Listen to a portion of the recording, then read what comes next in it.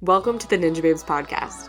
I am your host, Cara Palillo, and today we are interviewing the wonderful Angela Gargano.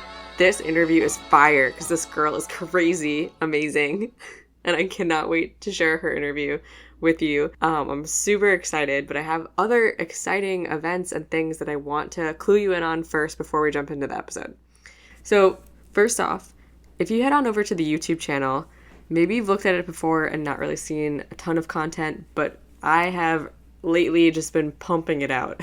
So if you check that out, it definitely looks updated and lots of new stuff on there. There's tons of videos about mindset and even just positive thinking or realizing the ways that your thoughts about yourself directly impact not just who you are and how you are perceived to other people, but it directly impacts the way that your life plays out around you.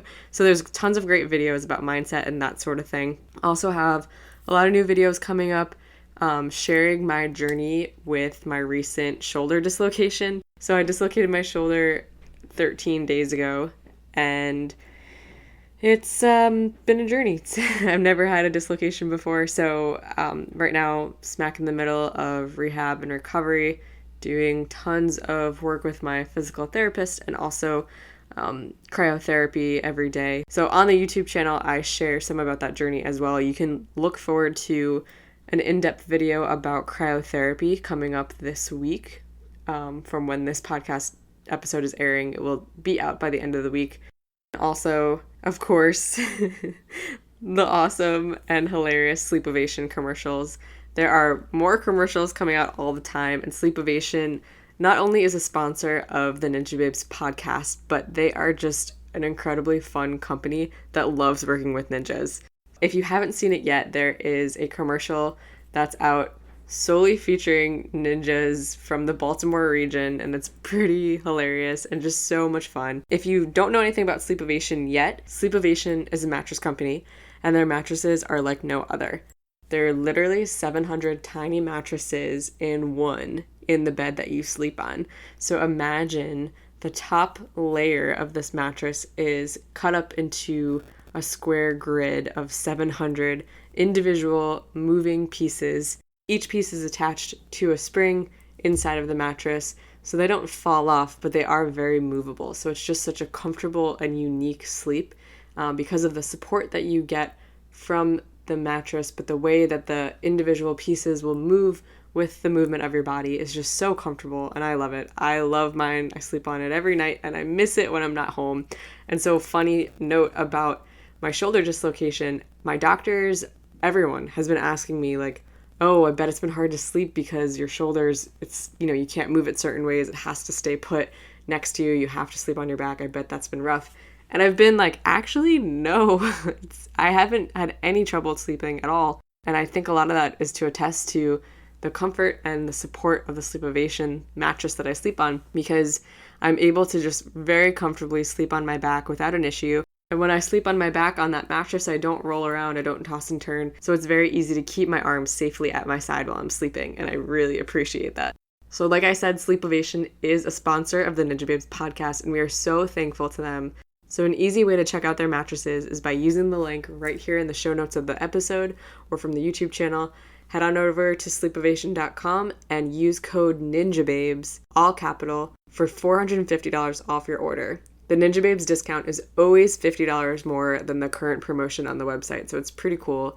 Sleepovation are a huge supporter of Ninjababes. We also have some great events coming up in July. If you are in the Massachusetts area, there is going to be a Ninjababes Mind and Body workshop happening at Ultimate Obstacles on July 19th. There's more info about that on the website, and there'll be more details coming to the website soon. Also, in New Jersey, we have a Ninjababes event group that basically is a discussion and events group page in order for us to securely post details about local hangouts coming out. So these aren't public events at gyms. These are more so exclusive NinjaBabe hangouts meant to be bonding and just fun events for girls in our area. So if you would like to be a part of one of those Facebook groups, you can head on over to the Ninjababes on Facebook, like the page, and then you'll be able to request access to the Philly, New York City Ninja Babes hangout group. And we have a beach trip coming up soon, so definitely join if you are in the area and you'd like to take part in that.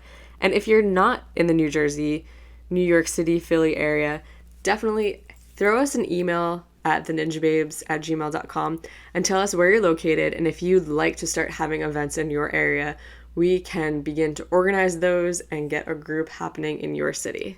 Okay, now let's get on with the interview. Today I'm here with Angela Gargano for episode number 26 of the Ninja Babes podcast. I just really don't know what number this is going to be yet. I want a number. Angela, how's it going? It's great. I'm so excited to be here with you. Yeah. We've known each other now for like a couple years. Has it been a couple of years? Really? 2, I guess, maybe? 2 years, yeah, that's true. Mm-hmm. But we really became friends last year. Totally. At ANW 10. Yes, definitely. In Philadelphia. Yes, when we adventured Philadelphia together. Yes. Ran the stairs. Oh, yeah. Rocky. Ran those rocky stairs. That was pretty fantastic. It was epic, basically. Yeah. It was like the best way to start an ANW filming weekend, like already being champions. We were already champions. We got up the steps already. It was cool. Yeah, absolutely. Everyone just saw you crush it this week on ANW in Baltimore, and you had such a dramatic like run on the course, but also just like from the moment you stepped up onto the platform was like power. Like, I'm here, you ripped off that brace. It was crazy. How did you feel like just standing up on the platform? I felt really grateful. Before I got up on, because you have to walk up the steps, I just looked up and I just felt really grateful to be there and just grateful to have my body back after having such a dramatic injury. So there was so many emotions going through my head, but I think the biggest one was, again, just so grateful and just happy to be there. And I really didn't know what was going to happen, but I also felt like I had already won, because to come back 11 months later after an ACL surgery is a really, really tough and hard thing. And to be able to also rip off that brace and not wear the brace was also very emotional for me, because, you don't realize what you have with your body until you don't have it anymore. So I think it was just and all those emotions were just so clear on the course. Yeah. So for those of you who don't yet know all about Angela's story, today for our episode, we're going to really just go through Angela's whole journey of how she got started in fitness and what brought her to Ninja Warrior, because I'm telling you, you're going to be inspired and just like lit up by hearing her story. So I'm really excited to have her here today and just tell us everything. So where did it even start? Were you always like a gym rat, or like where did you get started with fitness? Yeah, I mean, I always was really active. I really got my start doing gymnastics, and my dream was to be a college gymnast. So that's exactly what I did. I pushed really hard to get the skills that I needed in order to get into college gymnastics, and wound up going to Rhode Island College, competed for Division III gymnastics, and that was just my life. I mean, that was everything to me, just getting into college gymnastics. And I was a captain of a team for a while, and it was just amazing to be part of a team and us all working together to, try and get the score we needed. And it was just really great being a part of college athletics. Unfortunately, part of the college athletics for me, I tore my left ACL in 2010. That was my sophomore year. I tore my left ACL, and that was my first injury I've ever had. And for your first injury to be an ACL tear, where you have to get surgery, and after never having an injury and always being able to use your body, I was a mess. Yeah, that's crazy. Most people, their first injury is like, if it's not a bruise, it's like you sprained your ankle or something like that. Exactly. So to have ACL and need surgery, like, that's pretty dramatic. And it was really devastating, because when the college doctor came into the room to tell me what had happened, and that it was an ACL tear, he said to me, "Your college career is over." Oh my God.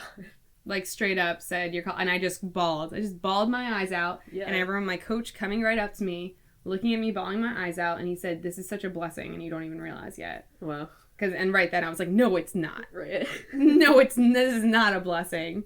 But again, it did make me revisit a lot of things as I started to heal from the first ACL tear. I was definitely a lot more emotional the first time. I definitely went out. I partied. I didn't know what to do with myself. I mean, what am I going to do? Like, work out? But I did get myself out of that hole. I wound up, hiring a trainer. And I remember, my mom being like, why are you spending all this money on a trainer? And I'm like, I just need to. And he would train me with my brace on. So mentally I wasn't really there, but I did try and do something to keep myself going. So it was college. How old were you? College? Oh, so 2010. Okay. Yeah. I don't know how old I was then. I was 2010, okay. Yeah. But obviously we all know that wasn't the end of your athletic career. No, so there's a lot more. But but recovery for that ACL was like a year, or how long? Yeah, so I wound up coming back and competing in gymnastics. I think it was a little sooner than a year actually. I did pretty extensive therapy, but I wasn't able to come back the way I wanted to come back. I still was crazy and still did all the skills that I wanted to do, but I could never really get to the full routine yet. I would do a lot of bars. I would just swing on bars over and over again for as many hours as I could, because that was like the one thing I was cleared for first. So my hands would be bleeding and ripped up, and I'd be practicing the 3 hours, literally just not stopping because I just wanted to do something. But I was never able to come back the way I wanted to and actually, get those titles or, get what I wanted to. So it was kind of, it was a little frustrating there. So I knew once I graduated that I just was still itching for something, but I just wasn't really sure what it was. Mm-hmm. I guess so. Also, with my comeback for that ACL tear, I had to miss my my senior meet because I wound up re-tearing my meniscus, and that's actually, I can go through a short story of that. Is I was sitting down one day.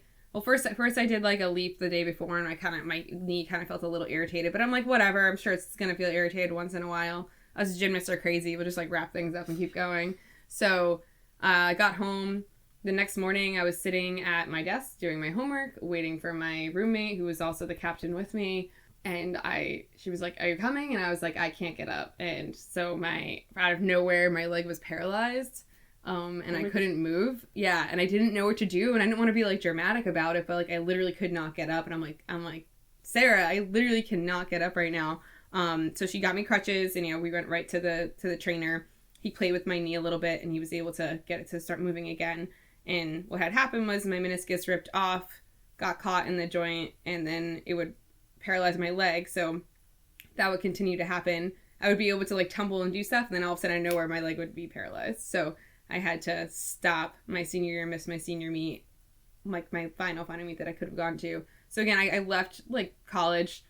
I felt proud that I came back, but I just felt like I wasn't able to quite do what I wanted to. Yeah. Yeah. That's a lot to go through. Yeah. It's pretty dramatic.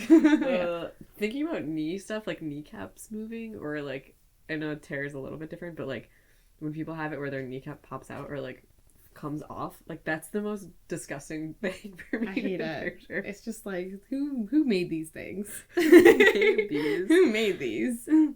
So then after college, you didn't give up. Obviously, you still wanted to do athletics or fitness or whatever. So where did you turn to after that? So yeah, I was still itching for something, and I would work out every day. I would go to the gym, go to the track, do things with my friends, but I didn't really like it. I really just didn't like going to a gym without a goal. So I started looking around into like fitness competitions, and I didn't really know what that entailed, but what I was able to find through somebody, which was really interesting, was a fitness competition where you were able to tumble and do gymnastics and be on a stage and turn into a character and all this stuff. The other aspect of it was walking in heels in a bikini to show off your physique, which was really scary for me because I'm not the kind of person that I want, like you said, expose my body. Or I was for a long time, way before, I was pretty ashamed of like my muscles. I thought I was too muscular. So with this being like, no, you got to put this all out here, walk on stage.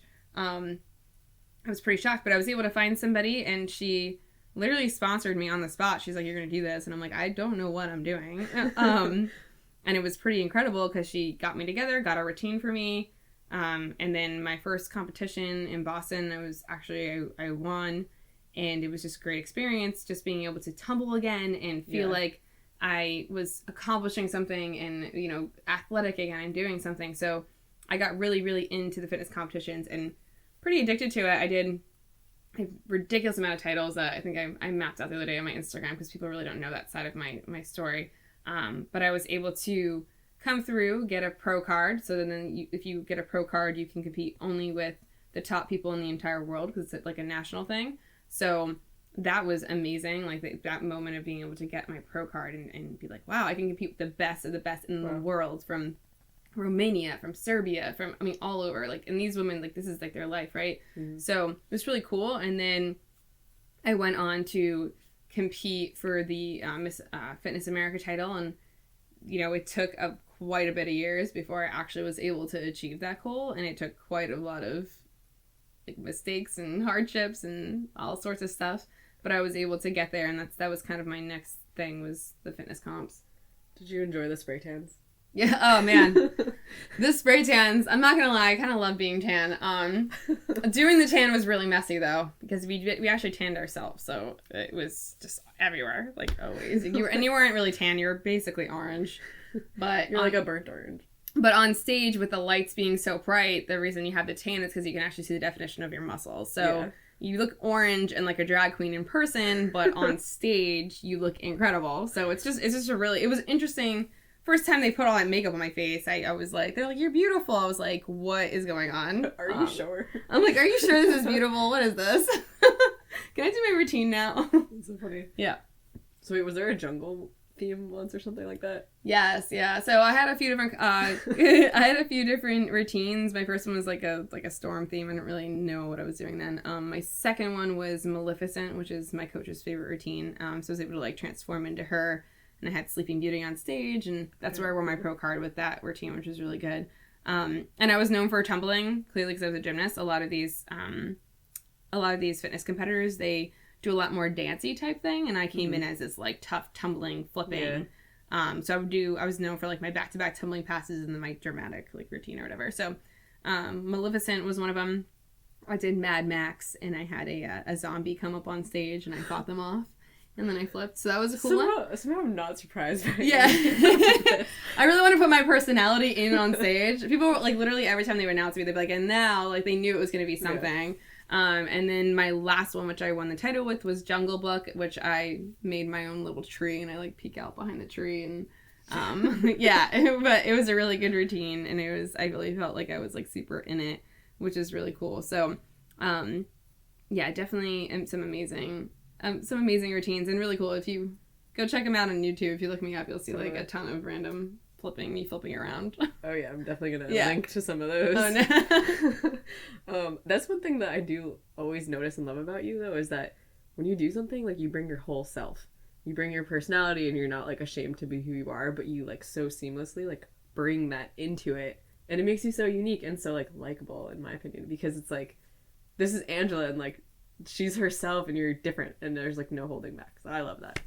But I want to know more about the story that you were alluding to earlier, where there was something else crazy happening. Some malfunctions. Yes. Well, I'll start with the first one. The first one was with my. Then this is a good story with her and I talking about how you're not always going to get things on the first try, and you're also going to have some crazy things happen to you, and it's how you take it and use that to like become better. That's good. So my first one was I broke my foot before a competition because I was outside with my friend the day before, flipping around outside on the beach like I shouldn't have been.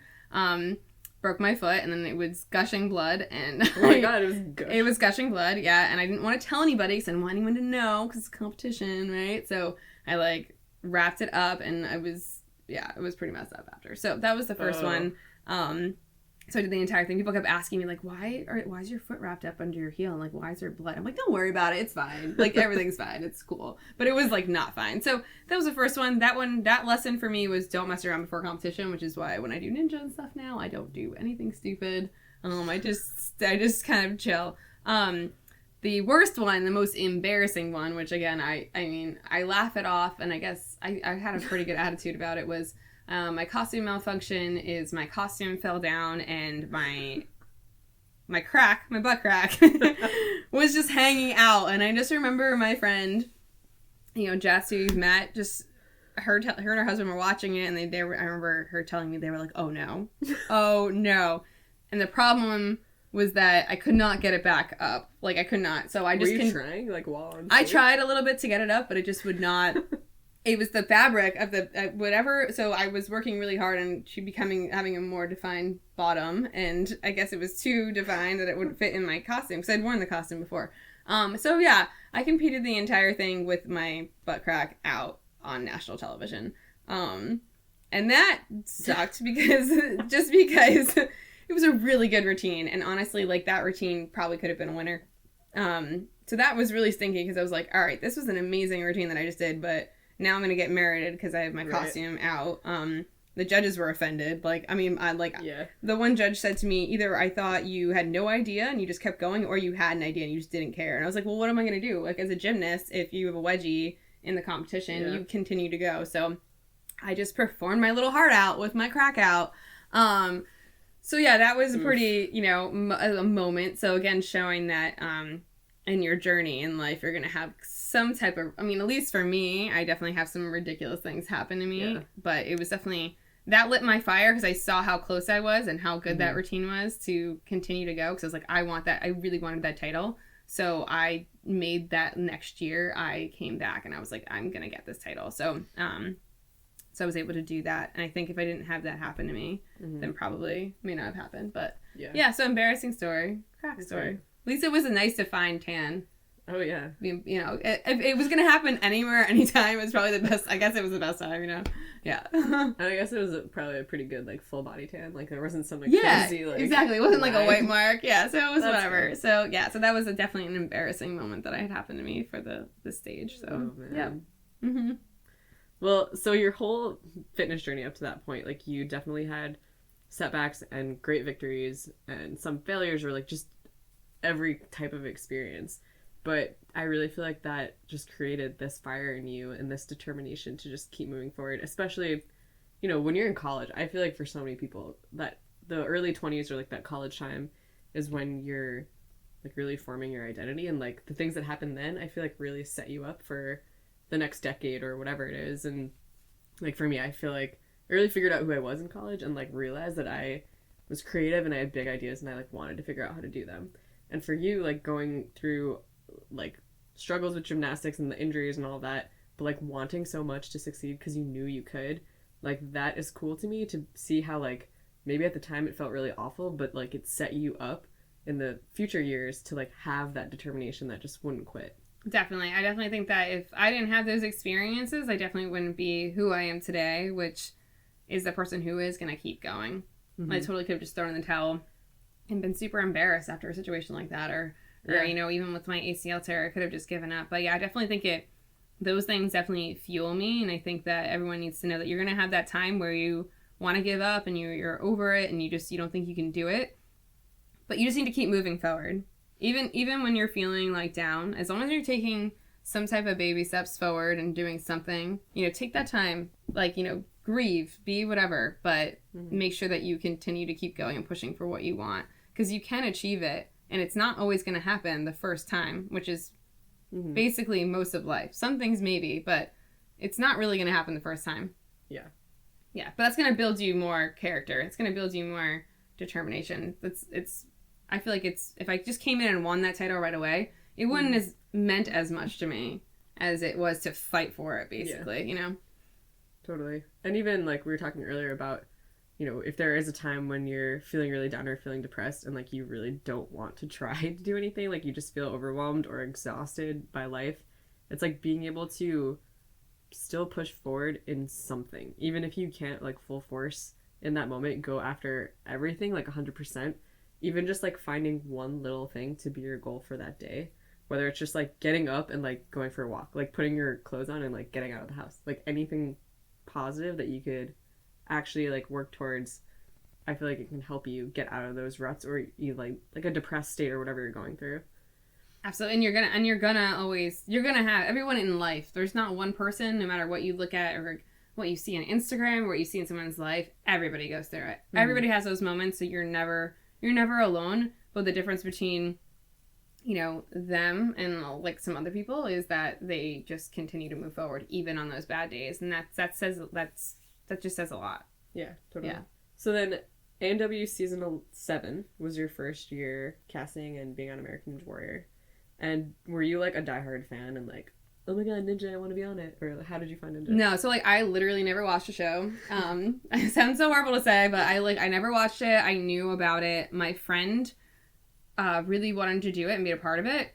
So I have an awesome friend who makes amazing videos, me to make a submission video. So I got him to, team up with her. And as we were filming that, he was like, why aren't you doing this? And I was like, I don't know. Like, I don't want to I don't know. Like, I don't think I could do this or whatever. He's like, you should just make a video. He's like, you are a gymnast. You're basically a monkey. Like, you could probably do this. So I made the video. I put it in. I really forgot about it. I did not think anything of it. Didn't think anything. I'm like, I'm not going to get selected. I'm some like random girl from Rhode Island, like who doesn't know anything about ninja. And then randomly, actually, when I was at a fitness competition, I had an 818 number call me, and we all know. We don't know what that is now, but I didn't know what it was then. And I picked it up, and they were like, "Yeah, you're gonna be an American Ninja Warrior." I'm like, "Excuse me?" And like, yeah, in like 2 weeks, I'm like, what? I'm at a fitness competition. I'm like, I can't focus now. I don't even know what ninja. So as soon as that competition was over, I immediately talked around. I was working in a gymnastics gym, and it's this one guy that I knew like owned a ninja gym in the woods actually. So they were very nice. Like, what do you need? Let us support you. They were amazing, and they brought me into their ninja room in the forest, and they were trying to teach me all this stuff. I mean, I literally didn't know what the hell I was doing. I couldn't even do a lache. Like, I didn't, like, I was strong, but I had no idea what I was getting myself into. I was able to get up the salmon ladder, but the bar fell down and broke my nose, like, that week. So it was just like, oh, man, like, this is gonna go great. Like, I can't wait. So, yeah, I really didn't know, like, what I was getting myself into. But I have to say, things happen at the perfect time sometimes, and you're not realizing them. And I was going through, like, a pretty depressed state then, I'd just been going through a breakup. I didn't really know what I was doing. I kind of felt like a little alone. And what Ninja had forced me to do was, I reached out to people who I heard, and I was meeting all these amazing new people, and I was realizing, wow, there's like so much to like life and these communities and things like that. So I met a ton of amazing people, went down to Pittsburgh by myself, I had a blast. Like, it was just such an experience, and I think it was exactly what I needed at that time. I was able to take it all in. And then I just became, like, super addicted to it. Like, I was, like, addicted. I was like, this is incredible. I feel like I could be good at this. And I actually did pretty good. That season, they had the snake crossing. And if for any of you who watched that, it was just a mess. The snake crossing for everybody, for people who were, like, already, like, who were amazing competitors and stuff like that. And I was able to make it to the last hub. But then I fell off after. But I had this, like, adrenaline rush after, and I was like, wow, it would have been so cool to get further. So after that, I continued to try and submit videos to get in, and I'm like, I'm going to get on again. It's going to be great. I was, like, pretty confident, a little cocky about it. I'm going to definitely get on. Until I didn't get on the next season, and I'm like, what? Yeah. Darn it. Had you gotten airtime in season 7? No, I didn't get airtime. I mean, probably because, one, I didn't have a story, really. I mean, I had my first ACL story. 2, everybody fell in the snake crossing. Mm-hmm. So it was kind of like, pick and choose who they're going to show falling off the snake crossing. But I was really addicted, and I really wanted to do more. And then season 9, I was waiting. Didn't get a call. And I was like, what the heck? But what I was telling her, Kara, before is that my friend was asking me to submit for this other thing, the Women's Health Next Fitness Star, and it was another thing where I was like, I'm not going to get selected for that. Like, who am I? Like, I'm just some person from Rhode Island, like, whatever, doing my thing. But she kept bugging me every week, sending something. I'm like, fine. So I sent in my A&W submission video to their thing, because I didn't have time to make another video. And that video actually got me onto the Women's Health Next Fitness Star, so I was able to be on the cover of Women's Health. How cool is that? So cool, right? Like, I'm like, what? I mean, that was such an experience, being able to travel the world, be able to tell people of my story. I mean, my main story for that was that was my first ACL tear, and also the fact that I got made fun of really, really badly about my arms when I was younger, and the people call me Mangela, and just kind of that was a great way to share my story and help others realize, love your body no matter what, muscles, not muscles, whatever it is. Was that I actually didn't know about that. Was that because you just had gymnast arms, like you were strong from yeah, a young so age? they I always had pretty defined arms, and it was just from doing gymnastics. I don't know why, but all the girls I was around, they didn't have that, and that I guess it wasn't I don't know if it wasn't in, or I don't know.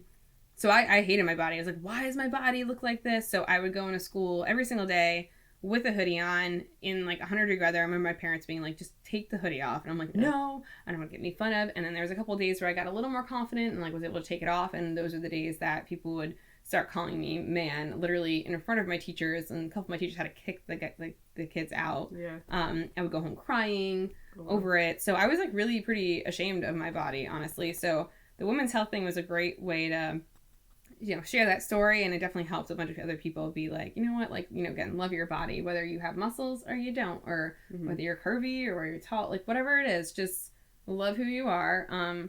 Those people, they had something within themselves that was causing them to make fun of. It had nothing to do with me, which I've realized now. So that was a great thing, being able to travel the world with them and share my story and do all this amazing stuff. And that really gave me the confidence to come out of my shell more and be like, you know what, I feel like I could really help people, in fitness with my story. And I think that it was definitely another blessing. And I was able to use that story the following year to get on, season 10. That I got a call. And that was such an emotional moment because I put the video in. I felt pretty confident. I was able to make a really nice story about it. I made it really positive and fun. Yeah. And I had a few people tell me it's too fun. It's too whatever. I'm like, no, it's an amazing thing. In my video, I showed that I got on the cover of Women's Health, that I was able to open my gym that year, which was incredible. And I think that, that story was just, showing all these amazing positive things that could come of it, and saying that I was ready to come back and I've been training and I'm ready. And that was so I think that it was really great. And when I got the call, I just cried my eyes out, obviously, because I was just so, again, it had taken me all those years, but I didn't give up. Let's also go back to that. So I didn't just get back on in my first shot. I could have just stopped putting in my videos, but I didn't. I didn't. And that's what it's really important for, you guys as listeners to know, is that it may not happen the first time, but it's going to happen when it's supposed to happen. And it's going to happen in, as long as you keep pushing, and then you're going to have a nice journey along the way trying to get there. So yeah. Because think of all of the experiences that you had, your whole life, even up to that point, even starting as a kid and dealing with bullies and dealing with how you felt about yourself. And then from gymnastics to everything else, it's that paints a whole picture of who you are. And that's what you're bringing to the table when you compete, when you train your clients, with all the things that you do, it's your whole self. And even I said before, I love how you bring your whole personality and your whole everything to what you do. And it's just such a testimony of everything you've experienced and all the ways that you want to pour that back into other people. That is so cool. Exactly. Because I really want them to realize that, because I felt, and I told her, I felt super down. I felt so depressed and down about this stuff. And I wish I had a voice that I was listening to telling me these things and helping me through this. You know what I mean? Because I feel we're definitely here to help, other people's, they're going to experience life. But if we can help make that a little less painful for you guys and really help you, understand the journey a little bit more, instead of you sitting there I had to in my pain and just feeling bad. I feel that is really, that's just really magical. That's a really big thing. I feel that's really important. So yeah, I definitely think that there's not anything that I've gone through that I regret or I'm mad about. I think it's all super important, everything I went through. Yeah. So definitely. So okay, so then where we are now, we're all in on this story, right? Yes. Okay, what's gonna happen next? Oh no! Season 10. Craziness. Right, so season 10, Philadelphia. This is where Angela and I are both now on the scene, right? So I literally remember, my run made it to obstacle 5, right? The lightning bolts. You literally got to the wing nuts, and I remember thinking oh my gosh, she's making it to where I made it, and being oh man, girls are crushing it tonight. Angela was my friend. We weren't super close at that point, but I was holy cow, there she is at the same point. And she's swinging on the wing nuts. She did let's go to dismount, make it to the platform. It's like impact, landing, all of a sudden down. And we're all like watching from backstage and we're like, what's happening? Like, what's going on? She's not getting back up. And then we're like, oh, she's in pain. Like, oh, something just went down. What? Yeah, I mean, it was totally insane because I just remember getting up there and like we had trained. I mean, I've been training so hard for this moment and I just felt good. I felt so strong. You know, I'm still probably as strong as I've ever been. Felt pretty confident on it. Mm-hmm. I knew I could do the wing nuts. I've had done the wing nuts plenty of times. So yeah, I felt really, really strong. The biggest moment for me was before the wing nuts, getting through the balance obstacle. I mean, I literally held my breath, got right through that, and I was freaking out because I knew that if I got through that obstacle, the balance obstacles are honestly the more scary of the ones for us ninjas. We all know that. I was so if I get through that, and when I got off the thing, I was like, I'm gonna finish this.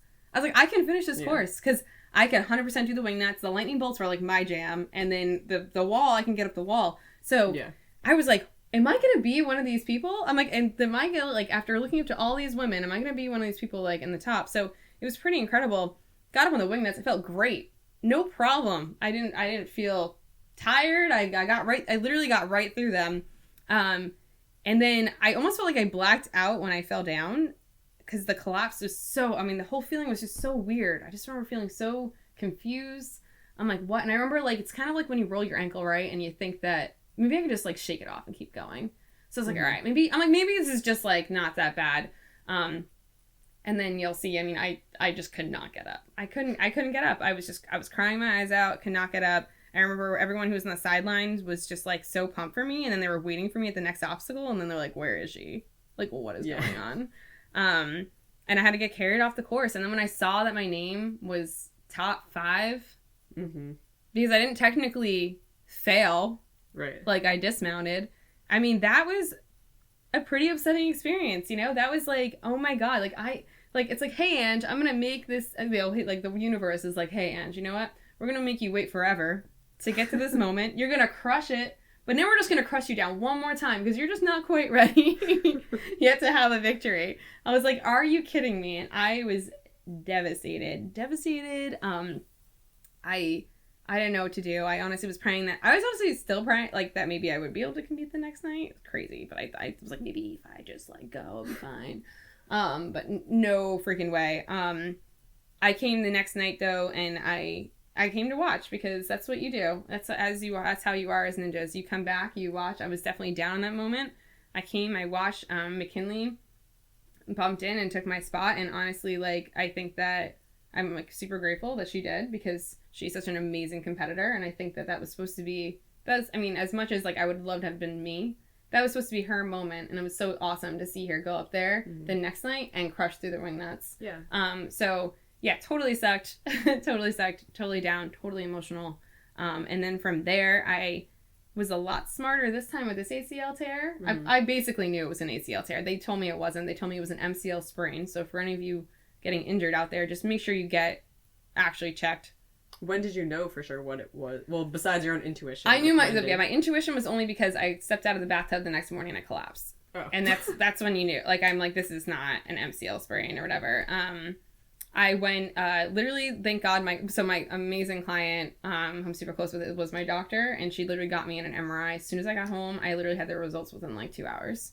I knew right away, knew exactly what to do, made my appointment as soon as I possibly could, got right into prehab physical therapy. I literally just put myself right in it. And I was supposed to go on a retreat to Costa Rica literally the week after, wasn't allowed to go because I had, you can get blood clot if you go into something like that. But I definitely kept moving forward. I definitely did. I got right into prehab, got myself going, because what you want to do with an ACL tear, especially once you get hurt, is you want to immediately start working out again. Because you want to do like all the prehab stuff. If you can get your leg as strong as possible before you have surgery, when you come back, your comeback's going to be way easier. And I wish I knew that my first ACL tear. So I already knew that. I'm like, I'm going to come in, I'm going to get all my range of motion back, I'm going to get as strong as I possibly can, all sorts of stuff. Again, I was devastated and I was super emotional. I mean, I tried to post about it the best I could, but I mean, for those who were around me more, saw definitely a change in my mood and a little bit who I was, because I was just so upset with because I knew that this whole process is a long process. Yeah. So Yeah, definitely upset over it. Tried to, again, keep journaling, but what I decided to do this time, which again was a lot different, is I shared my entire journey because I knew, hey, you know what, my story's going to help somebody. And again, I wish I had somebody, my first ACL tear, tell me what to do and help me through this journey, right? So I posted about everything. I wrote an article for Shape magazine about my journey and about how to get through it mentally, the things I had to do and overcome. I decided to, again, we start with the workout, working out for my prehab and stuff like that, which is really good. And then I decided to have some fun with it. Yeah. So I decided to pretty creative Instagram I got a post. little creative with my crutches, and I was trying to keep, and a lot of that, again, I was definitely, just don't get me wrong, I'm obviously a pretty positive person, but I was super down. But those little moments of just let me hang on the bar and flip my crutch, or let me do something silly with this. I mean, I would be doing it, and it's give me that second of joy and excitement, and then I'd go home and cry about it. But it gave me something to look forward to. And what I also decided to do was set myself goals while I was down, because you know what? A lot of times you get injured, and you're actually getting injured because the universe and your body is telling you need to slow down. And I was going pretty fast before American Ninja Warrior. I was kind of all over the place doing things. So it gave me a second to slow down and focus on some things that weren't necessarily athletic. So I made sure I got my website up. I started doing all this other stuff, and it really triggered me to shut down my gym, move to New York, because I knew for my entire life that's what I wanted to do, and I wanted to, be in the industry, and I knew that I have something that I can really help people with, and be a good fitness person. If I didn't tear my ACL, I wouldn't have made that move. But I realized that your body, you have what you have right now, you may not have tomorrow. So you got to go do all those things that you want to do now, because you don't know what's going to happen. So that it really triggered me to do a lot of stuff. So if I didn't tear my ACL, I wouldn't have been doing a lot of the stuff that I'm doing today. So yeah. And I think that's so valid and so important for everyone to have in your brain even now before you get injured. Not that I wish for anyone to get injured, but to just be aware of you have plans B, C, D, and E ready to go when you get hurt. Sarah Hazen, on the episode we were talking about a couple weeks ago, was saying similar, where when she was injured, she couldn't do anything else but focus on her flexibility and her diet. So she was like, I eat crappy food all the time. Well, now's my opportunity to really think about how to meal prep, think about how to do these things. And she said it changed so much of even just how she felt during going through the rehab process, because she was eating so much better. She was learning how to take care of her body better.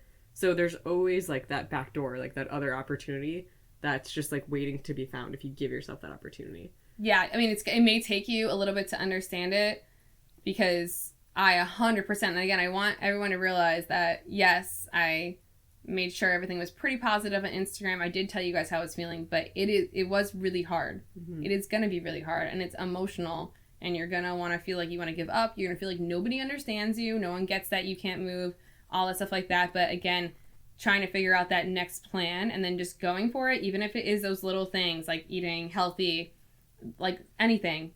Doing that, for me, it was developing my website, and I sat down and I'm writing articles. I'm going to write articles while I'm doing this. I've always wanted to do that. It's finding those little things while you're injured that really help push you forward.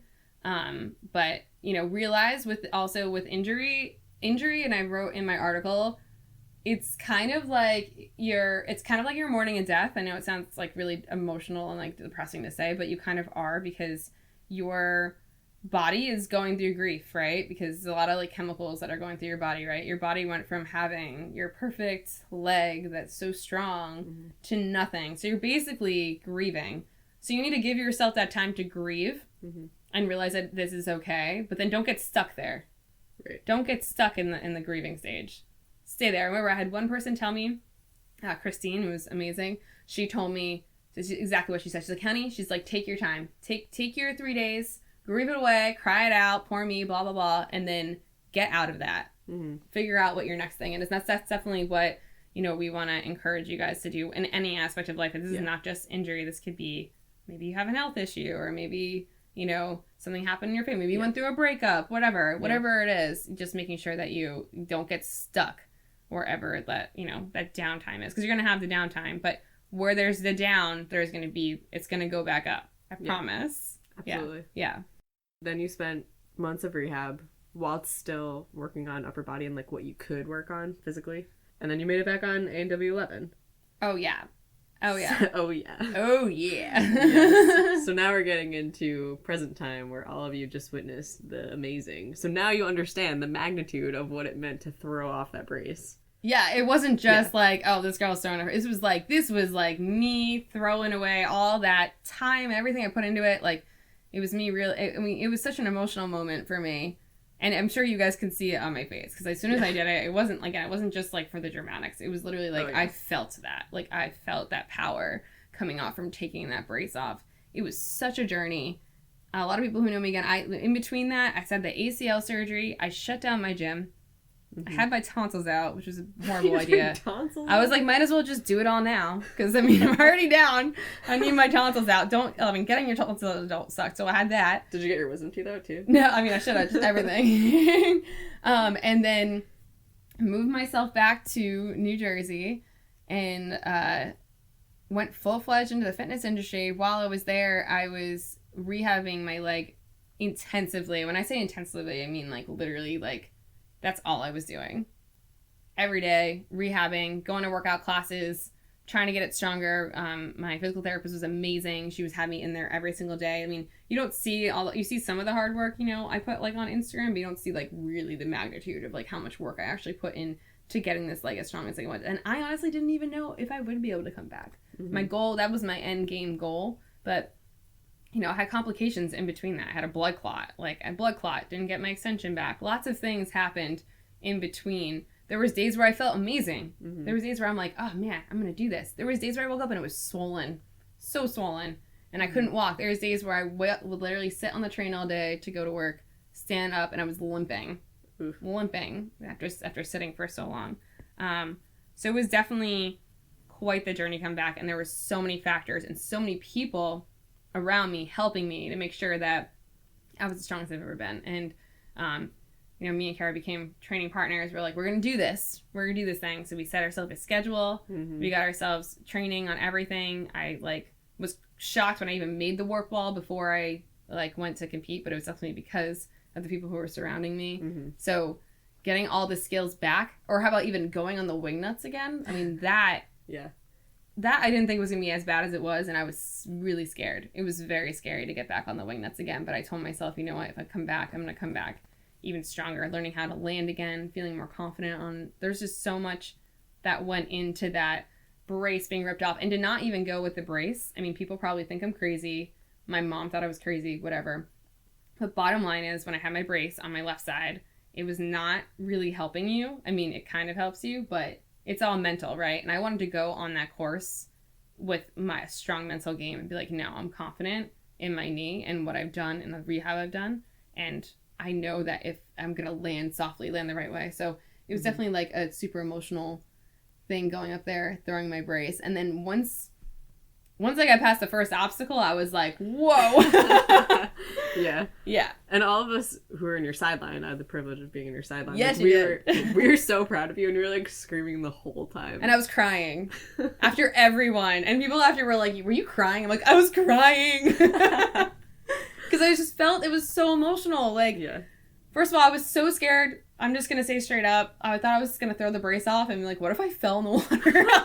I'm like, that would have been super oh man, this girl just threw it off and fell in the water. That's so stupid. So I was nervous I was going to be that girl. And then I got to the next obstacle, and I'm pretty good at laches. So I was like, all right, I got this. I was pretty nervous about the landing, honestly. Because those things kind of twisted, kind of wing nutty. So it could be sideways if you let go or whatever.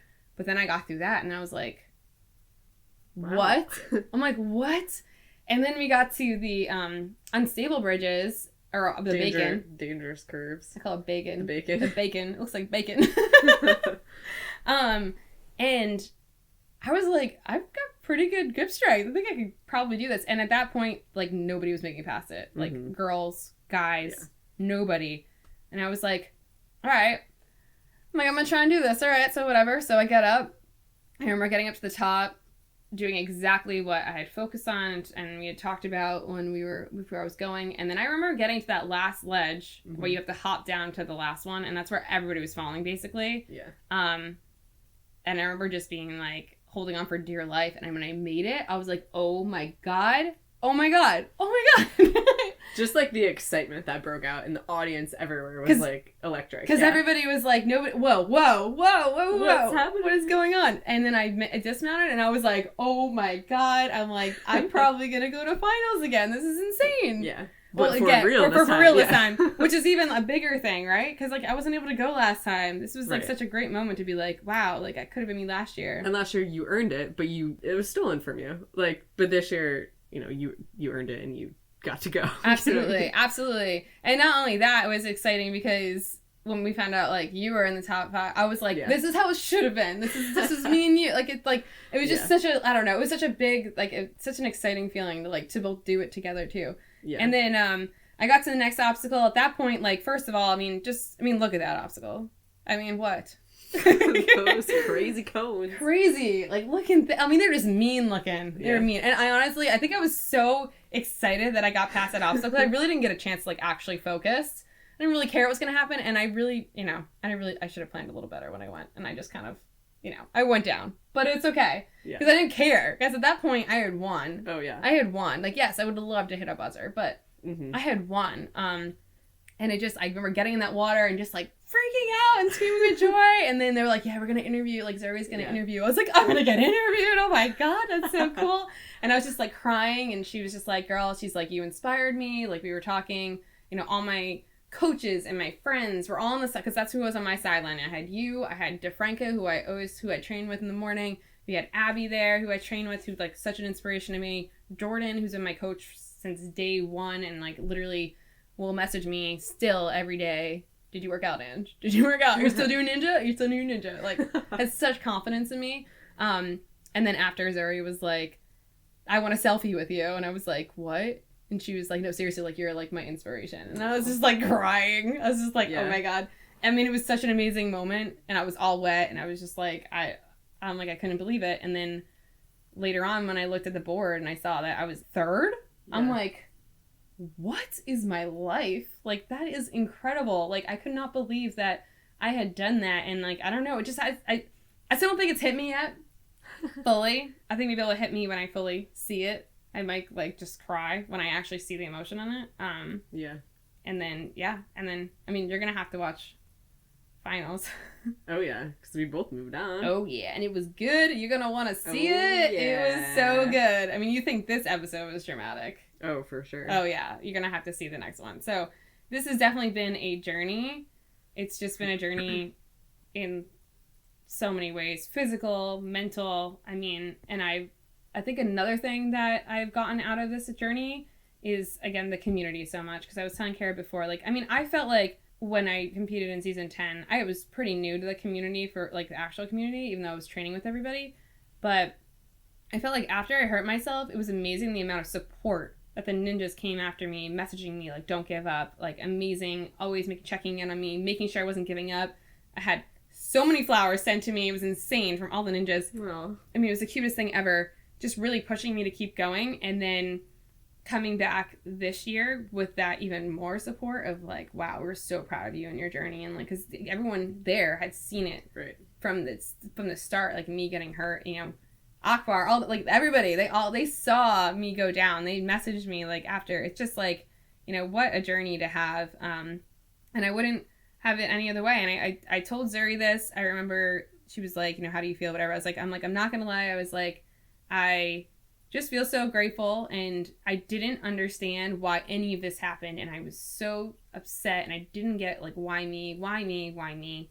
Until this moment right now where I really realized why. I realized really right there why. Because all those people that were cheering me on, it wasn't just about me finishing the run. It was just, like, hopefully showing them, like, them seeing themselves come over their obstacles. Like, this is them coming over there, like, showing, like, hey, you know what? That girl did it. That girl got through this. Maybe I can get through it. Maybe, like, again, maybe it's not physically obstacles. Maybe it's, like, other things going on in life. But it's just showing that if I can get through it, you guys can get through it. And I think that was the big picture, the big moral, the big everything. It wasn't fully about me. It wasn't about me. Like, yeah, I mean, it was like an amazing journey to come through, but this is about like helping. If you can help others with your journey, that's just like a major thing. Yeah. Yeah. You've absolutely inspired me, and like everybody who we train with at Center Court, you know, VertiQuest, Grit, the communities that we spend time with, like, you're right, everyone has seen your journey, and it's crazy to me to just see you so victorious that night, honestly, was like amazing, and just like made me so excited and motivated me so much to like want to like give this life everything it's got. And so I love that you're on the podcast today. Like, I love being able to get your story out there and like really show people the full picture of who you are and what you've been through. Yeah, because I feel like a lot of you have seen me through maybe some of the journey, but just to see the entire thing, and even talking about it now, I'm like, wow, I went through all that. That's a lot of stuff to go through. That's insane. But it's definitely made me who I am today. I definitely wouldn't, like, I'm sure there's going to be more things that happen in my life, you know, in this journey. But it's like Kara was saying, I mean, I just will not, I choose not to give up, and I just will not give up. So that's what the same thing for all of you. Don't give up. It's not going to take the first time. You're going to get knocked down literally. You're going to have all these things happen to you, but the biggest thing is that you continue to move forward. And I love that you always remind yourself and like speak that mantra to yourself of like, I am enough. And even you were sharing with me that you really drilled that into your mind and your heart, like even right before competition, and just knowing like the training, everything that you are, like everything of who you are is enough. And I think we always forget that, just like doubt our confidence or like doubt our own ability, or just get stuck comparing ourselves to somebody else and think like, oh, I'm not enough because I'm not strong enough, or like I'm not pretty enough, or I haven't put enough time, or you just have like this weird thought of like I'm not deserving for some reason. But just to like have that in your mindset of like the sum total of who I am is enough, just because I am, like, I'm here and I'm willing and I'm gonna move forward. And you're you. And you're you. That's the other thing too. Like, you are you.